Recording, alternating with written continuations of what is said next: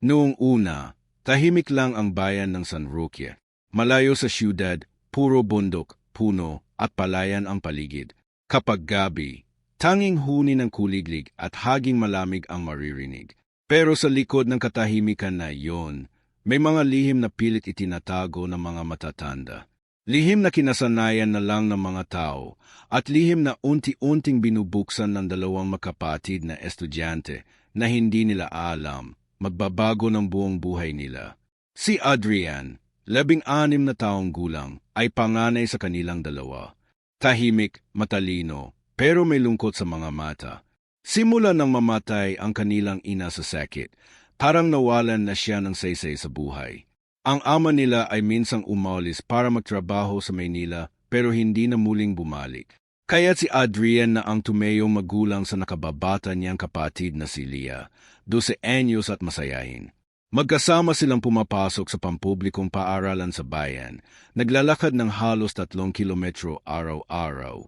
Wala silang cellphone, wala silang bisyo, wala rin silang kaibigan, maliban na lang sa isa, si Ate Myrna, tindera sa tapat ng paaralan, na palaging nagbibigay sa kanila ng libreng tinapay kapag wala silang baon.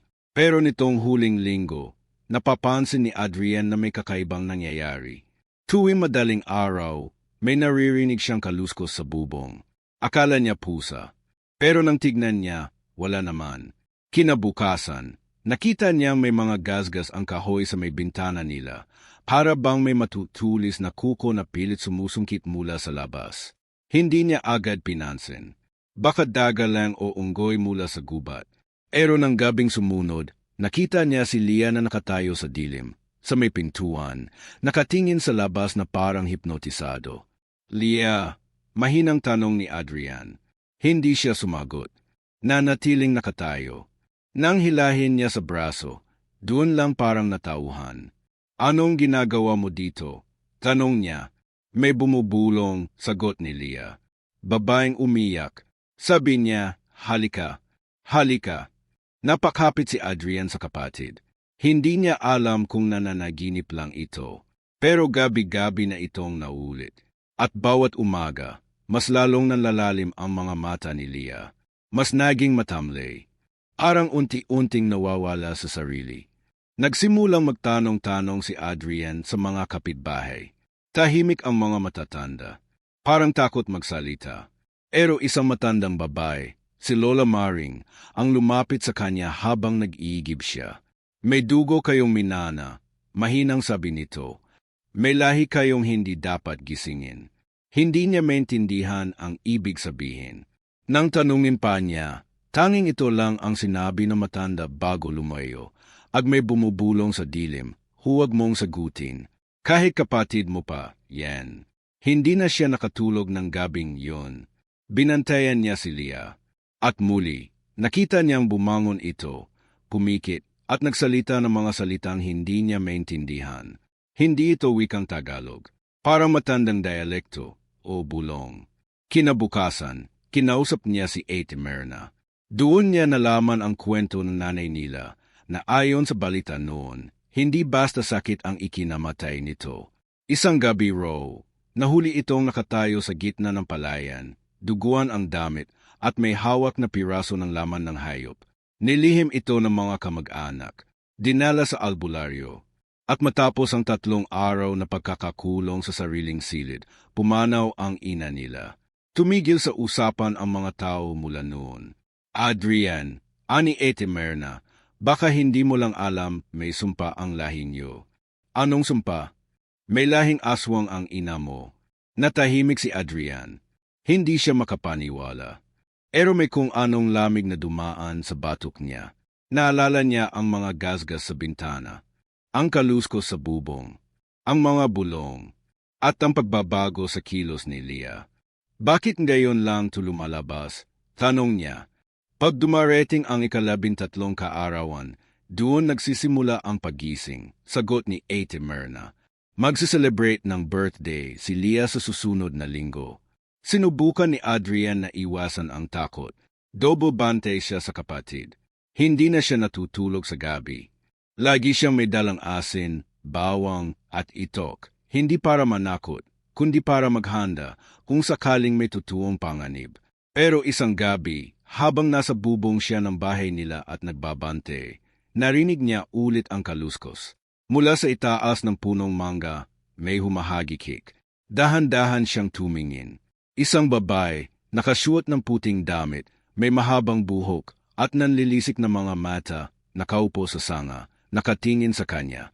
Walang puti ang mga mata, itim lahat, at gumingisi. Ang kapatid mo, anang babae, sa amin ang kaluluwa niya. Hindi mo na mapipigilan. Tumakbo siya pababa. Pagkalipas ng gabing yon, hindi na naging pareho ang lahat. Sa loob ng bahay, tahimik si Adrian pero ang utak niya ay parang may kulang sa hangin. Laging tumatakbo, laging may kaba. Hindi pa rin niya alam kung saan dinala si Leah. Hindi niya alam kung buhay pa ito o isa na lang banggunot na hindi na niya magigisingan. 3 araw na ang lumipas. Hindi siya pumapasok sa paaralan. Ang mga kapitbahay, nag-uusap-usap pero walang nagsasalita ng direkta. May mga sulyap na may halong awa at takot. Minsan, nadirinig pa niyang sinasabi, siguro nga totoo, siguro nga aswang ang lahi nila. Ang masakit pa, kahit si Eight Myrna, hindi na nagpakita. Iniwesan siya ng tanging taong tumulong sa kanila. Naglalakad siya noon sa palayan, 10 oras ng gabi, dala ang itak ng kanyang ama na iniwan nang ito'y umalis. Hindi niya alam kung saan pupunta. Basta sinusundan lang niya ang kutob sa dibdib. Sabi ng puso niya, may kailangan siyang hanapin. May kailangang malaman. Habang naglalakad, napansin niya ang isang matandang lalaki na nakaupo sa ilalim ng punong balete. Nakasuot ng barong na gusgusin, may mahabang balbas, at hawak-hawak ang baston na gawa sa matandang kahoy. Nakatingin ito sa langit, habang kinakain ang tila alikabok na puti mula sa isang maliit na sisidlan. Adrian, tawag nito. Matagal kitang hinintay. Napahinto si Adrian. Hindi niya kilala ang matanda. Sino ka po? Tanong niya. Ako si Mang Kalisto. Tagabante. At ikaw apo ng isang manunugis. Naguluhan siya. Manunugis? Ano pong ibig niyong sabihin? Lumapit si Mang Kalisto at hinawakan ang balikat niya. May mainit na kuryenteng dumaloy sa balet niya. Parang biglang may pumunit sa alaala niya. Sandaling imehe ng kanyang ina, tumatakbo sa kagubatan habang may sinusundan. Mga mata nitong pula, at katawan na kalahating tao, kalahating hayop. Hindi mo alam ang lahat, Adrian, ani Kalisto. Ang ina mo, hindi lamang basta may lahing aswang. Isa siyang manunugis, tagapuksa ng mga nilalang ng dilim. At ang lahi niyong dalawa ni Leah, kayo ang susunod. Napailing si Adrian. Hindi. Mali kayo. Normal lang kami. Gusto ko lang makabalik si Leah. Yun lang. Ngunit ngumiti lang ang matanda. Hindi mo may babalik ang kapatid mo kung hindi mo harapin ang totoo mong pagkatao. Biglang umihip ang malamig na hangin. Mula sa bulsa ng matanda, inilabas niya ang isang bagay, luma, kupas, pero kumikislap sa ilalim ng buwan. Isang mutya, bilog at may kulay asul at ginto, parang may buhay sa loob. Ito ang mutya ng gabay, ani Kalisto. Mula sa huling labanan ng mga manunugis at mga tagapukaw ng dilim. Dito mo makikita ang totoo, at dito mo rin mahanap ang daan kay Leah. Pagkabigay niya ng mutya, biglang sumigaw ang paligid. Umalon ang lupa, at mula sa lilim ng mga damo, tumindig ang isang aninong may buntot ng isda, balet na parang kaliskis, at matang pula, isang syokoy. Bakit mo siya tinutulungan, Kalisto? Bulong nito sa malalim na tinig. Hindi pa siya handa. Bata pa siya.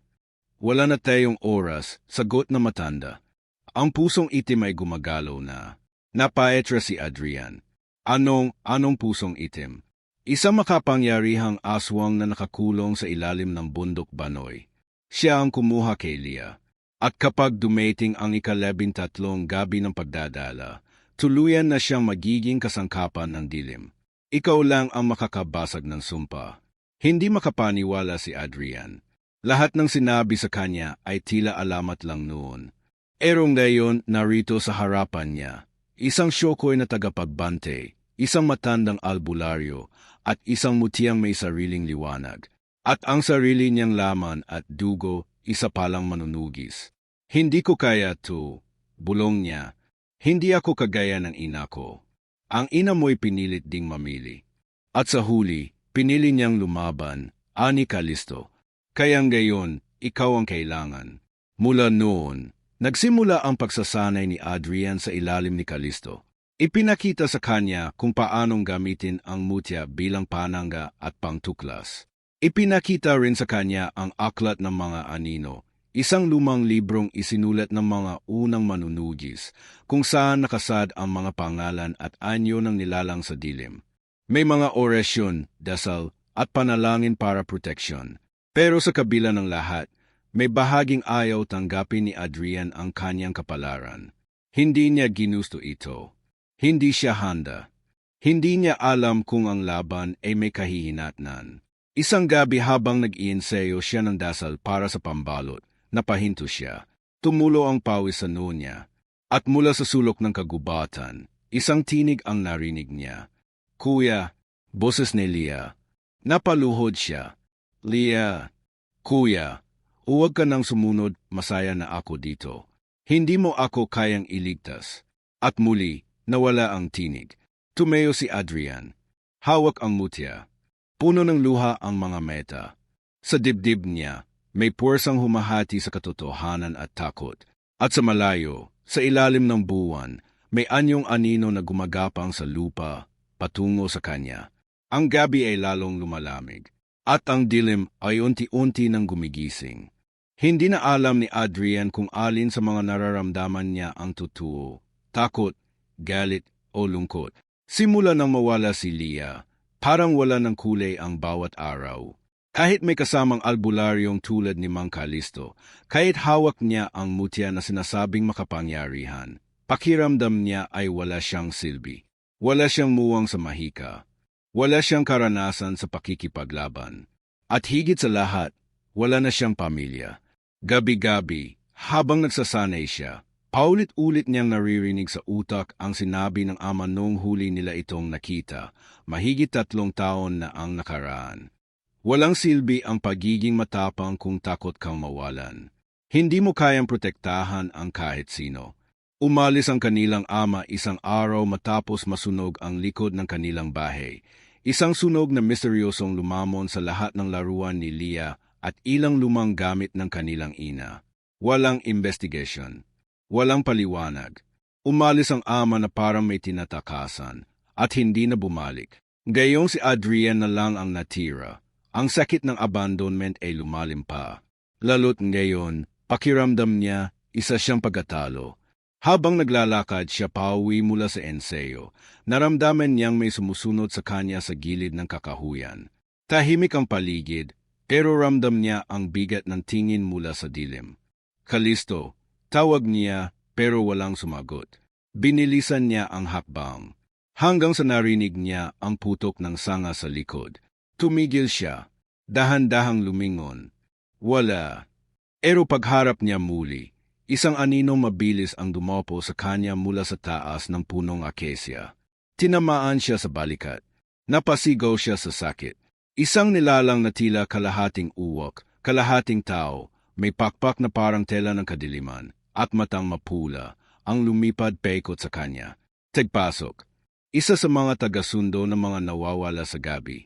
Agad niyang inilabas ang mutya. Kumislap ito. Nabulag ang nilalang ng saglit, dahilan para makatakbo si Adrian patungo sa sapa. Pero hindi siya ligtas. Sa gilid ng tubig, nakita niyang gumalaw ang sariling anino. Tumayo ito, kumawala sa paa niya, at naging isang itim na batang babae, hubad, nanginginig at walang maita. Kuya, uwi na tayo. Di ba? Mahina nitong tanong, gamit ang boses ni Leah. Hindi niya alam kung multo ba ito o ilusyon lang. Pero sa kabila ng hiwaga, sumisigaw ang puso niya. Hindi ito si Leah. Isa itong bitag. Napasigaw siya. Tumigil ka. Hindi ikaw ang kapatid ko. Sumiklab ang liwanag mula sa mutya. Dahilan para magsisigaw ang nilalang. Naglaho ito sa ulap ng usok at itim na balahibo. Nanghina si Adrian. Napaluhod siya sa damuhan, hawak ang balikat na duguan. Dumating si Mang Kalisto, huli na. Tinulungan siyang tumayo. Ang mga taga-pukaw ng dilim ay nagsisimula ng gumalaw. Gusto nilang palambutin ang isip mo. Ipakita ang sakit mo para gamitin ito laban sa'yo. Hindi ko na kaya, Kalisto, bulong ni Adrian. Lahat na lang umaalis. Si Papa, si Mama, si Lia. Tapos ngayon, peti sarili kong anino, kinakalaban ako. Tandaan mo, sabi na matanda, ang pinakamaitim na dilim ay nagmumula sa loob. Pero doon din matatagpuan ang apoy. Pilit siyang pinatayo ni Kalisto. Binigyan siya ng isang piraso ng tuyong dahon na parang sunog. Ito ang dahon ng banta, ginamit ng mga unang manunugi sa pag-iwas sa panggadaya. Ilagay mo sa ilalim ng dila, tuwing may nararamdaman kang di mo may paliwanag. Sa gabing yon, hindi na nakatulog si Adrian. Tinitigan niya ang mutya. Habang hawak ito, may mga imehe siyang nakikita, mga sandaling hindi niya alam kung totoo o alaala ng ina niya. Isang eksena ng babae sa loob ng kuweba, may hawak na itok, inapalibutan ng mga aswang na sumusumpa sa kanya. Bakit ako? Tanong niya sa dilim. Bakit kami? Sa di inaasahang pagkakataon, may tinig siyang narinig, hindi kay Kalisto, hindi kay Lia. Isang matandang boses, parang lalaki, pero parang hindi rin tao. Dahil dugo mo ang tanging susi, ikaw ang tagapagmana, at ang kapatid mong babae, siya ang pintuan. Napabalikwas siya, walang ibang tao, pero ang mutya, umiinit. Nagmadali siyang bumalik sa tahanan ni Kalisto. Doon, sa ilalim ng puno ng duhat, hinukay nila ang isang lumang bowl. Binuksan ito ni Kalisto gamit ang dasal at orasyon. Sa loob, may tela na pula, may sulat na luma, at isang itak na may ukit ng araw at buwan. Itak na manggigilalas, paliwanag ni Kalisto. Pag ginamit mo ito, may kapalit. Tuwing dadanak ang dugo, nababawasan ang oras mo sa mundo. Anong ibig mong sabihin? Sa bawat laban, hindi lang lakas ang kapalit. Kaluluwa. Bigla siyang natahimik. Ngayon, hindi na lang basta si Lia ang nakataya. Ang sarili niyang buhay, kaluluwa, at hinaharap, kapalit ng isang huling laban na hindi pa niya alam kung kaya niyang harapin. At habang pinipilit niyang tapusin ang pag-ensayo, nagiging mas matalas ang kanyang pakiramdam. Minsan, bigla siyang napapalingon sa aninong dumaan sa bintana. Minsan, naririnig niya ang bulong mula sa ilalim ng sahig. Bumalik ka, Adrian. Sa bawat araw, ang anino ni Lia ay lumalapit ng lumalapit. Sa bawat gabi, ang lupa ay mas nakakabasag. At sa bawat pintig na mutya, lumalapit ang gabing hindi na siya makakatakas. Simula na mahawakan ni Adrian ang itok ng manggigilalas, nag-iba ang pakiramdam niya. Parang unti-unting lumalabo ang linya sa pagitan ng liwanag at dilim. Bawat hawak niya sa itok ay may kabigayan, hindi lang sa bisig kundi sa puso. Alam niyang may kapalit ito. Alam niyang bawat laban ay may binabayarang hindi lang sugat, kundi oras at alaala. Habang lumilipas ang mga araw, unti-unting lumalakas ang presensya ng kaaway. Mula sa kagubatan, napapansin na ng mga taga-baryo ang mga alagang hayop na nawawala. Isang gabi, 7 manok ng kapitbahay ni Kalisto ang natagpuang patay, hindi kinain, kundi parang sinipsip ng tuyong itim na dila. Ang tubig sa poso ay biglang bumoho, at ang langit, kahit maliwanag ang araw, ay parang may manipis na aninong laging nakalambong. Ramdam mo ba? Tanong ni Kalisto habang pinapande ang matandang tanikalang pilak. Hindi lang tayo ang hinahanap nilang ngayon. Lahat na may dugo na manunugis ay inaamoy nila. Peti mga inosente, tanong ni Adrian. Tumango si Kalisto. Ang dilim, hindi marunong pumili. Lahat ay pagkain sa gutom nito. Kaya't araw-araw, lalo silang naghanda. Tinuruan si Adrian kung paano gamitin ang mutya bilang panangga sa ilusyon at bulong. Tinuruan din siyang gumamit ng orasyon, hindi bilang panakot, kundi bilang harang sa panlilinlang. Pero sa kabila ng lahat ng pagsasanay, may bumabagabag pa rin sa kanya. Madalas siyang nakatitig sa kawalan. Madalas, sa gabi, nagigising siya may luha sa mata dahil panaginip na naman ni Leah ang bumabalik. Sa panaginip, palaging perehong tanawin. Si Leah na nakaupo sa gitna ng madilim na kuweba, nakapikit habang may mga aninong pekot sa kanya, parang mga nilalang na may pakpak, nakalutang, walang mukha, pero humahalik-halik sa kanyang balat. Kapatid mo'y hindi na siya, isang boses ang laging sinasabi. Paggising niya, lakit ang likod niya sa pawis. Hindi ako handa, minsang bulong ni Adrian habang binabalot ang kanyang sugatang braso. Wala nang handa sa panahon ng gayera, sagot ni Kalisto. Pero ang tunay na mandirigma, lumalabang kahit takot. Minsan, habang binabantayan nila ang baryo mula sa bubong, napansin nilang walang katao-tao sa mga daan. Tahimik. Masyado. Kahit ang mga asong gala, wala. Biglang umihip ang hangin. Nang magmamasid si Adrian sa ilalim ng poste, may nakita siyang aninong gumagapang paakyat sa dingding ng isang bahay. Arang usok, pero may hugis ng babae. Ang buhok nito ay mahaba, bumubulwak sa lupa, at ang meta, pulang-pula na parang apoy. Hinawakan niya ang mutya. Kumislap ito, at biglang napatigil ang anino. Tumingin ito diretso sa kanya, kahit imposibleng makita siya sa dilim. Nagnit-nit ang halimaw. Sumirit ito paakyat, pero bago pa makalapit, binikas ni Kalisto ang dasal ng pagkabasag dahilan upang pumutok sa hangin ang katawan ng nilalang, para itong usok na naglaho. Isa sa mga tagapagbantay ng pusong itim, ani Kalisto habang hinihingal.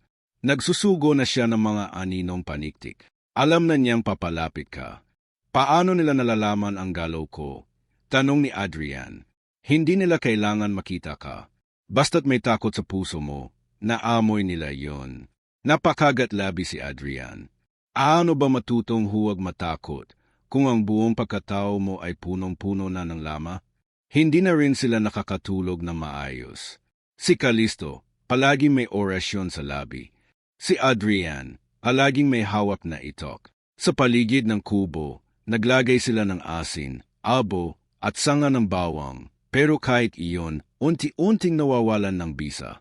Minsan, nakita nilang may dugo sa pinto ng bahay. Sa itaas nito, may ukit na hugis buwan na may mata sa gitna. Simbolo raw ito ng Tagaladas, isa sa mga hukbo ng dilim na kayang kumain ng alaala. Minsan, mas malupit pa ang mawalan ng alaala kaysa sa buhay. Bulong ni Kalisto. Huwag kang mapahawak sa kanila. Lumipas pa ang ilang araw. Lalong lumala ang paligid. Ang mga bata sa baryo, biglang nagkakasakit ng walang dahilan. May isa pang nawalan ng paningin, pagkatapos magising mula sa bangungot. At sa isang pagkakataon, habang binabantayan nila ang ilog, nakita nila ang mga isdang nagsilutangan, patay, parang nasunog kahit nasa tubig. Ang pusong itim gumigising na, sambit ni Kalisto. Nasaan siya? Tinatago siya ng 4 na aninong tagapangalada. Isa pa lang ang nawasak natin. At habang hindi pa natin natutuntun ang 3, mananatiling bihag si Leah. Bumigat lalo ang dibdib ni Adrian. Sa kabila ng lahat, ni isang bakas ni Leah ay hindi pa rin niya nakikita ng buhay. Ang mga panaginip, ang mga anino, puro pahiwatig lang. Puro takot. Gabi-gabi, binubulong niya sa sarili. Kapag natalo ko sila, babalik ka. Kapag natalo ko sila. Pero sa puso niya, may boses na sumisingit. Aano kung huli ka na? Isang gabi, habang tahimik ang paligid, may tunog ng kampana na pumailan lang sa hangin. Mababaw, malamig, at tila galing sa ilalim ng lupa. Tumeo si Kalisto. Simula na, napatingin si Adrian sa langit. Walang buwan, walang bituin. Tanging ang dilim na parang gumagapang pababa sa mundo. At sa loob ng kanyang dibdib, ang mutya ay biglang kumislap. Nanginginig ang kamay niya. Ang paligid ay tila huminto. Sa kalayuan, mula sa gilid ng gubat, may mga matang pula na sabay-sabay bumukas. 1, 2, 3, 4. Ang mga tagapangalaga ng pusong itim narito na. At wala ng atrasan. Tahimik si Adrian habang tinititigan ang mga matang pula sa gilid ng gubat. Parang sinisilaban ang paligid kahit wala namang apoy. Parang himihinga ang dilim, kumakapit sa balat, mabigat, mainit. Sa tabi niya, si Kalisto ay biglang napaluhod, hawak ang dibdib, tila nawalan ng lakas. Kalisto, sambit ni Adrian, agad na lumapit sa matanda. Hindi sila basta anino lang, sabi nito sa pabulong na tinig. May mas malalim, may mas matanda. Bago pa man niya maintindihan ang ibig sabihin, isang malakas na alingaungaw ang dumaan sa hangin, parang bulong na sabay-sabay, libo-libong tinig, pabulong pero umaalingaungaw sa bungo. Tumingin ka sa sarili mong anino, doon mo kami makikilala. Napalingon si Adrian sa lupa. Ang anino niya, na kanina ay normal lang, ay unti-unting gumagalaw ng mag-isa. Tumayo ito, at biglang naging malinaw ang hugis. Hindi siya, kundi batang lalaki, mas bata sa kanya, mas payat, pero may parehong mata. Anak ka ng liwanag, sabi ng anino, pero hindi mo alam ang iyong ama ay mula rin sa dilim. Biglang nabitawan ni Adrian ang mutya. Tumigil ang paligid sa pag-ikot. Si Kalisto, tahimik lang, nakapikit, para bang hindi na siya naririnig. Hindi totoo, yan, bulong ni Adrian. Ang ama ko, duwag siya. Pero hindi siya isa sa inyo. Ngunit ngumiti lang ang anino. Hindi mo ba naisip bakit hindi siya bumalik? Bakit siya biglang nawala? Dahil hindi siya umalis. Pinuntahan siya ng dilim. At pinili niya ito. Hindi, maring sagot ni Adrian. Hindi totoo yan. Nagliyab ang mutya sa sahig at agad lumipad pabalik sa palad niya. Muli siyang naliwanagan, at ang anino ay naglaho na parang usok. Pero ang iniwan nitong salita, nakaukit na sa puso niya. Isa ka rin sa amin. Bumalik sa ulirat si Kalisto, bagsak ang katawan, nanginginig. Narinig mo ba sila? Tumango si Adrian. Sinabi nilang, anak ako ng dilim, na ang ama ko, pumili ng kadiliman. Hindi sumagot si Kalisto agad. Pero ang mga mata niya ay nagsalita bago pa man ang bibig. Matagal ko nang alam, ani na matanda. Kaya kitang tinuruan. Hindi para pigilan ang kadiliman, kundi para pagdesisyunan mo kung saan ka talaga papanig. Bakit mo ko nilinlang? Galit na tanong ni Adrian. Akala ko ba? Hindi ko sinungalingan ang puso mo, Adrian, sagot ni Kalisto. Pero minsan, ang katotohanan ay hindi agad ibinubunyag. Kasi baka hindi mo pakayanin. Pero ngayon, kailangan mong malaman. Muling bumigit ang dibdib ni Adrian. Parang binuksan ang isang pinto sa loob niya na ayaw na niyang pasukin. Pero hindi niya mapigilan. Sa gabing iyon, habang nagpapahinga si Kalisto, bumalik si Adrian sa kanyang mga alaala. Sa isang lumang kahon sa ilalim ng kanilang sira-sirang bahay, hinukay niya ang mga lumang gamit ng ama. May nakatagong sulat, dilaw na ang pepel, at puno ng kupas na tinta. Para sa panganay kong si Adrian, ang bungad ng liham. Binasa niya ito ng dahan-dahan. Anak, kung binabasa mo to, malamang gising na ang dugo mo. Hindi ako umalis dahil iniwan ko kayo. Umalis ako para pigilan ang paggising ng sarili kong anino. Ako ay isinilang sa lahi ng mga kagimungan, mga nilalang na hindi isinisilang, kundi hinuhubog sa mga gabi ng puot. Pero minahal ko ang ina mo, kaya't pinili kong magbago. Akala ko sapat na iyon. Pero hindi ko malabanan. Kaya't umalis ako bago pa ako tuluyang maging panganib sa inyo. Nalaglag ang liham sa kamay ni Adrian. Hindi niya alam kung matatakot siya, umaawa sa sariling ama. Bigla, mas naging malinaw ang lahat. Kaya pala si Leah, mas mabilis sumuko. Kaya pala siya, kahit walang pagsasanay, ay biglang nakakaramdam ng koneksyon sa mga nilalang ng dilim. May dugong umaago sa kanila na hindi nila pinili. Kinabukasan, hindi niya kinausap si Kalisto. Tahimik lang siya habang inaayos ang itok, inapakinis ang hawakan nito, at binabalot ng tela ang mutya. Handa ka na? Tanong ni Kalisto. Hindi, sagot niya. Pero lalaban pa rin ako.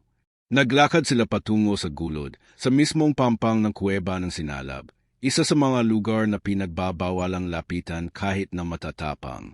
Dito, ayon kay Kalisto, matatagpuan ang isa sa 4 na tagapangalaga ng pusong itim.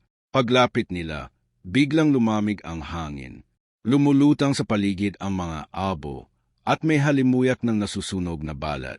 Sa itaas ng kuweba, may palatandaan. Isang malaking pugad ng uwak pero ang laman nito ay hindi itlog, kundi mga meta. Mga meta ng nawawala. Huwag kang kititig, babala ni Kalisto. Pero huli na. Isa sa mga mata ay kumurap. Biglang humigpit ang paligid. Tumindig ang mga halaman. Lumabas mula sa kuweba ang nilalang, matangkad, payat, at may balat na parang nabiyak na kahoy. May 4 na braso at pulang buhok na mistulang buhay. Ano ang tawag diyan? Bulong ni Adrian. Sinanggay, sagot ni Kalisto. Tagapangalaga na alaala. Kapag nakuha niya ang panaginip mo, hindi mo na ito may babalik. Biglang lumipad ang buhok ni Nanggayke, tumama kay Kalisto. Napatigil ang matanda. Kalisto, sigaw ni Adrian. Ngunit nanatiling nakatayo si Kalisto, tulala. Tumatagaktak ang pawis niya, at unti-unting lumuluha. Anong nangyayari sa kanya? Nagaw ang alaala niya, sagot ng tinig sa likod. Agad siyang lumingon, at tumambad ang isang batang babae. Si Leah. Ngunit iba ang kanyang mga meta, itim, walang puti. At sa likod niya, naroroon ang aninong gumagalaw. Ngumiti si Leah, malamig. Kuya, alam mo na ba? Hindi kita hinihintay para iligtas ako. Himigpit ang hawak ni Adrian sa mutya. Hinintay kita para tuluyan na kitang isama. At sa gabing iyon, hindi lang kadiliman ang bumalot sa paligid, kundi ang tanong na hindi na niya kayang takasan. Humigpit ang hangin sa paligid. Parang lahat ng alon ng hangin, lahat ng puso ng lupa, lahat ng sigaw ng gabi ay sabay-sabay tumigil. Si Adrian, hawak ang mutya sa isang kamay at ang itak sa kabila, nakatayo sa harap ni Leah, kapatid niyang dating masayahin, mahilig tumawa, at laging kumakapit sa kanyang braso kapag may kulog sa gabi. Pero ngayon, ibang nilalang na ang nakaharap niya. Ang mukha ay siya pa rin, pero ang mga mata ay itim na parang hukay ng kaluluwa, at ang tinig malamig na parang gabi bago ang bagyo. Leah, mahinang tawag ni Adrian. Hindi mo ako kalaban. Ngumisi ang kapatid. Hindi mo rin ako maliligtas, kuya, kasi hindi na ako ang dating ako. Mula sa likuran ni Leah, gumapang ang anino. Mabilis itong dumaan sa lupa, umikot sa paligid at parang lumalalanggoy sa hangin. Sa bawat ikot nito, nararamdaman ni Adrian ang pagbagsak ng lakas sa katawan. Nanghina ang tuhod niya, pero hindi siya bumitaw. Leah, kung naririnig mo pa ako, kung kahit kaunti ako pa rin to. Si kuya, muling mumisi ang dalaga, pero may bahagyang panginginig ang mga labi. Doon napansin ni Adrian, may labanan sa loob. May sigaw na gustong kumawala. Hindi pa tuluyang nakuha ng kadiliman ang kapatid niya. Biglang lumipad si Nanggayke, tagapangalaga na alaala, paikot sa kanila. Ang mga buhok nito ay parang mga ahas na tumutusok sa lupa. Pilit na hinuhuli ang anino ni Adrian. Tumakbo siya sa gilid, pilit iniiwas ang sarili habang binibikas ang dasal na itinuro ni Kalisto. Sa liwanag ng araw, sa lakas ng alaala, magtago ang dilim. Kumikit siya. Hinawakan ang mutya at iniwang kumikislap sa gitna ng palad. Biglang kumidlat sa gitna ng gabi, hindi mula sa langit, kundi mula sa loob ng lupa. Nagsisigaw si Nanggayke, natamaan sa gitna ng katawan ng bugso ng liwanag. Nagsabog ito ng mga alaala sa hangin, para mga bulan na lumulutang. Bawat isa ay imehe ng iba't ibang tao, iba't ibang panahon. Isa doon ang mukha ng kanilang ina. Bata pa si Leah noon. Nakaupo sa kandungan ng ina, habang inaawit nito ang lumang lulabi. Sa gabi ng katahimikan, ako'y kasama mo. Napaluha si Adrian. Leah, tawag niya, mas malakas na ngayon. Naalala mo pa ba ang kantang yon? Si Mama, hindi niya tayo iniwan. Lumaban siya para sa atin. Gaya ng ginagawa ko ngayon. Ang anino ni Leah ay biglang nangisay. Napatigil ito. Umunggol, sumigaw, parang nasusunog. Umambang lalapit si Adrian pero biglang nagsalita ang isa pang tinig, familiar, mababa at puno ng puot. Huwag mo siyang lapitan. Ako ang may hawak sa kanya ngayon. Mula sa pinakaloob ng kuweba, lumitaw ang huling tagapangalaga. Isang nilalang na mukhang tao, pero ang balat ay yari sa abo at sa kanyang dibdib, pulang-pula ang kumikislap, ang pusong itim. Adrian, sabi ng nilalang, isa kang kabalintunaan. Anak ng kadiliman, ngunit may pusong ayaw magpaalipin. Pero huli na, ang kapatid mo ang magiging katawan ng dilim. At ikaw ang magiging unang sakripisyo. Tumindig si Adrian. Hinigpitan ang hawak sa itok. Baka mali ka ng tinaya. Hindi ako ang isusuko. At hindi ako aalis dito nang hindi siya kasama. Sumugod ang nilalang. Mabilis. Isang iglap. Nasa harap na siya ni Adrian. Tumama ang kamao nito. Tumalsik si Adrian sa bato. Sumuka siya ng dugo. Nanginginig ang katawan, pero agad siyang tumayo. Tumalon siya paikot.